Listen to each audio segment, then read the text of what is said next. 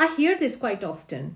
I was alone, working late, when I clearly heard someone call my name. Then it happened again. I spun around, no one was there, and I thought, oh no, did I have a hallucination?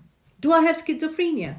If that has ever happened to you, hearing a sound, seeing something flicker at the edge of your vision, or feeling a touch when no one's around, you are not alone. And it doesn't automatically mean something is seriously wrong. In this video, I will talk about hallucinations, what they are, why they happen, and why they are not always signs of severe mental illness. I'm Professor Shania Rathod, a psychiatrist in the United Kingdom. I post interesting videos on well-being weekly on my YouTube channel. So please don't forget to subscribe and you will not miss out on the next one. A hallucination is when you see, hear, feel, smell, or taste something that isn't actually there, when the brain creates a perception without an external cause. It can involve any of your senses. For a long time, hallucinations were seen only as a symptom of psychosis or a severe enduring mental illness. But research now shows they appear across many conditions and even in people who are completely healthy. In fact, 4 to 7% of people experience a hallucination at some point in their life. For most, it is brief, harmless, and never returns. They can appear during stress, grief, sleep deprivation, or extreme fatigue. Children may experience them transiently, and older adults may as their vision and hearing decline, so they might hear and see things that are not actually there. So they are not rare. They are part of the broad spectrum of human perception. Let me tell you about the main types of hallucinations. First is auditory. Auditory means hearing, so people can hear voices, music, sounds when no one is there. Second is visual. Visual means seeing lights, people, shapes, or anything else.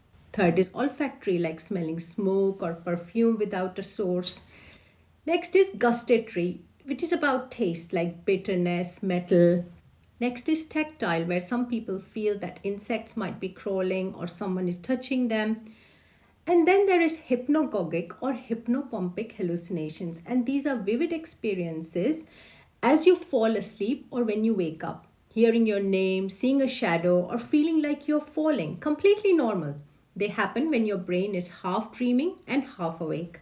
Hallucinations can also appear in medical or psychiatric conditions. They are seen in schizophrenia, bipolar affective disorder, usually in manic episodes, but also severe depression with psychosis, post-traumatic stress disorder, and some personality disorders.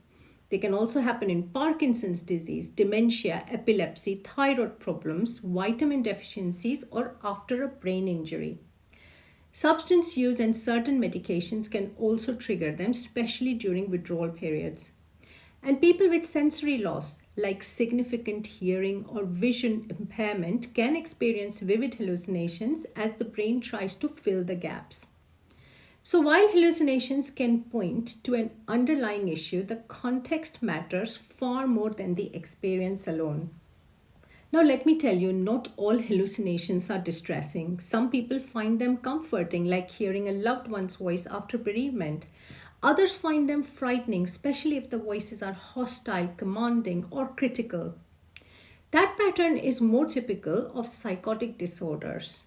Now, if you don't know about psychosis, please watch my video on this channel. Yes. For clinicians, what matters is how the experience affects someone. Are they distressed, functioning well, or do they understand what's happening? Because hallucinations aren't just symptoms, they can hold personal, emotional, and even spiritual meaning. Now, here's something fascinating. Hallucinations exist on a continuum. They are not simply normal or crazy. All of us experience mild perceptual distortions sometimes, hearing our phone vibrate when it didn't, seeing a shape in the dark that turns out to be a jacket. Our brains constantly interpret and predict the world around us.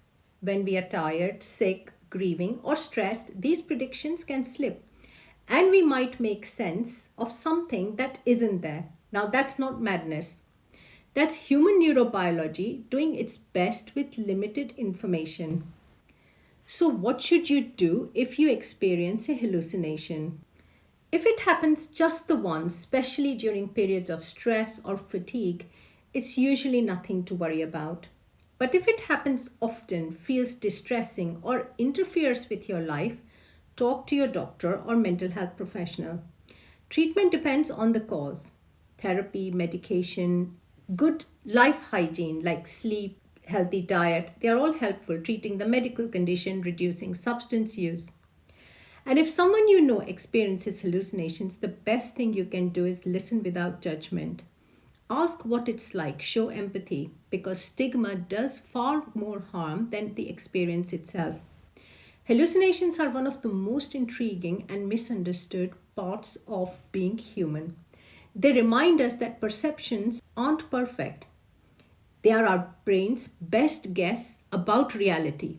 And sometimes those guesses get creative. Please subscribe to my channel if you've enjoyed today's video. The more subscribers I have, the more YouTube gives me the ability to make more creative videos. Like it, share it, tell it. Tell it to all the people you know. And thank you for watching.